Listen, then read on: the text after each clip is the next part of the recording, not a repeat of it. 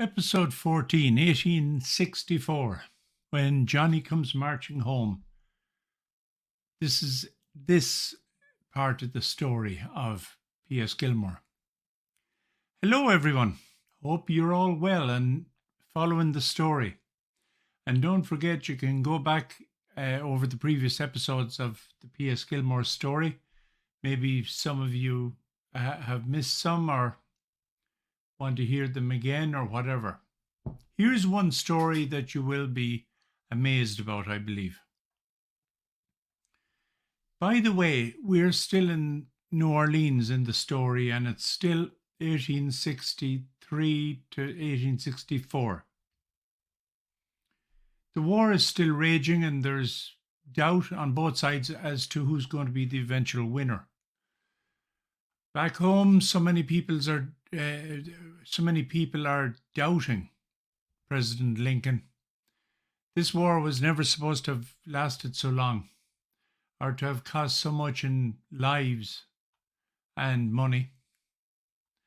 And now people seem to be unhappy that they are even giving guns to blacks and forming regiments. In a matter of months, though, they'll have a chance to vote Lincoln out. So that's basically, that paints the type of picture of the country and particularly Louisiana at this stage. So you're all very welcome to the story again, and as you've seen over the last few episodes, he's in New Orleans with his black bands that he brought from Massachusetts and the Union propaganda in that newly liberated state and city. Gilmore was acutely aware of the feeling of families in the North, especially from his trips to Massachusetts and New York. He knew that feelings were running high, with thoughts about loved ones sitting in camps, waiting for pending battles and engagements to be fought, and, of course, the resultant news. Gilmore realized that a simple tune was needed to soothe the sad hearts of those families, as well as to stir up a sense of patriotism amongst all with a decent marching beat. And according to a story of the time encouraged by his sister Annie,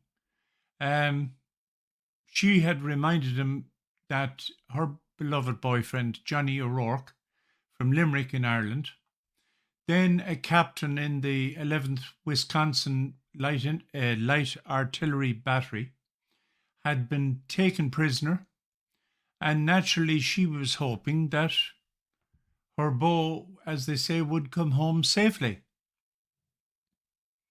And so, according to this tale, the genesis of the famous song took place.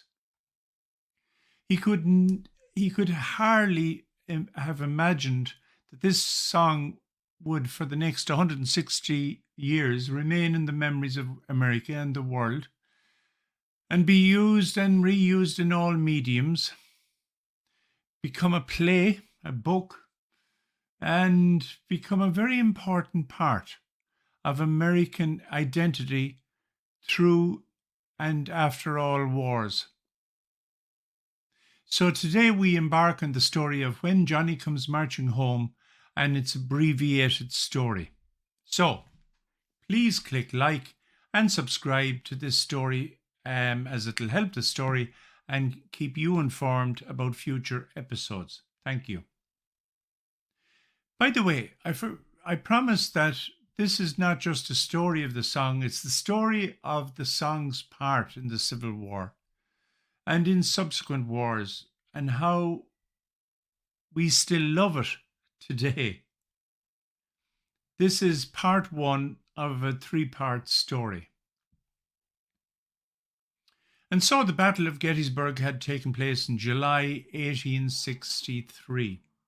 And by September, the Chicago Tribune revealed or reprinted what the Boston Musical Times had just received from a publisher.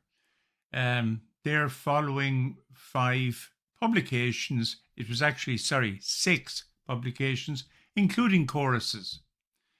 And this list of 6 songs basically reflects the mood in the country at this time.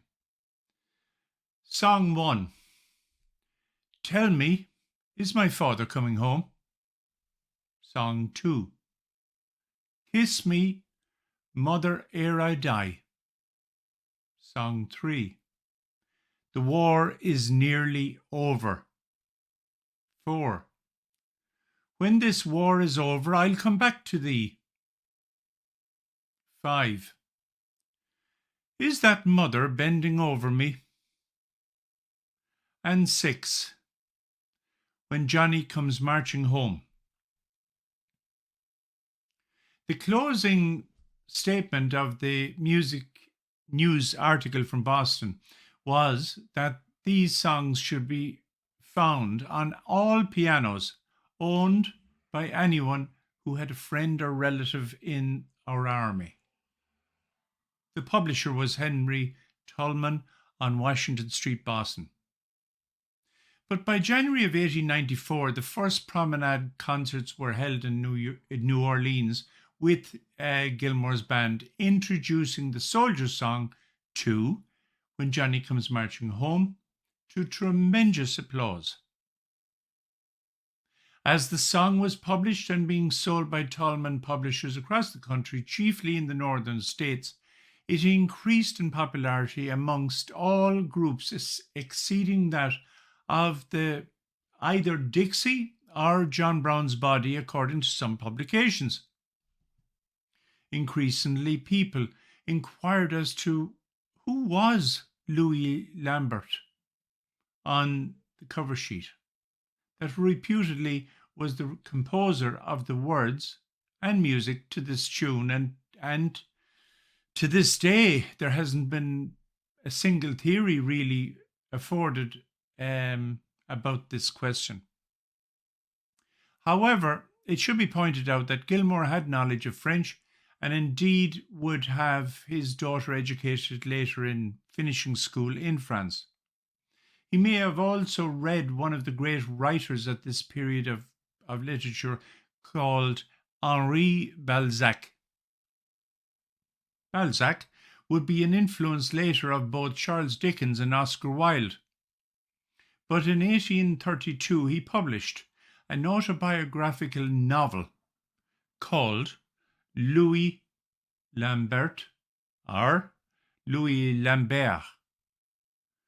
Gilmore may have used the name as a nom de plume to avoid unnecessary attention from groups professing anti-Irish feelings at this time, and thus deflecting from the dual purposes of the song for him, which were positivity and patriotism. At this time, I'd like to introduce the audience to a great book called The Best Anti-War Song Ever Written by Jonathan Leiter, published by Loomis House. Because an accusation of plagiarism was produced by the Irish-American song collector Francis O'Neill in the early 1900s.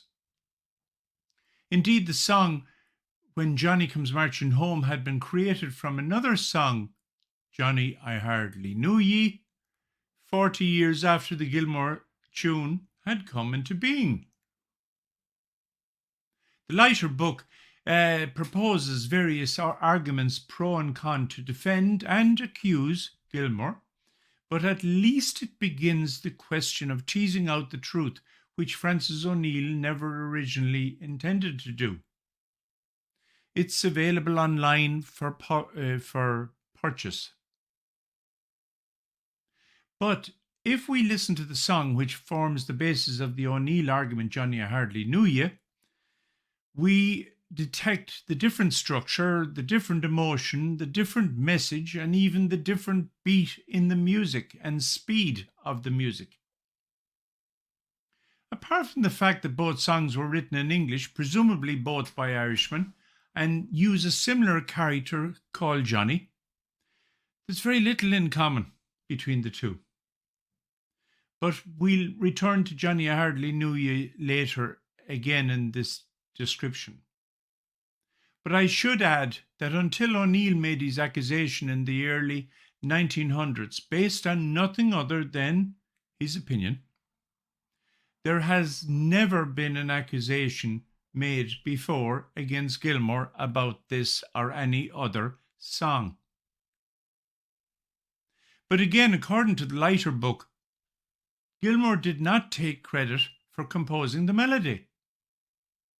In an 1883 article in the Musical Herald Journal, he said, "It was a musical waif which I happened to hear someone humming in the early days of the rebellion, and taking a fancy to it, wrote it down, dressed it up, gave it a name, and rhymed it into usefulness for a special purpose suited to the times." So when you get a chance, listen also to another tune available on YouTube called For Bales. Another name for this is Johnny Fill Up the Bowl. We look at these two next week as well. So please click on like and subscribe to get notifications weekly, and thank you all for listening. Bye now.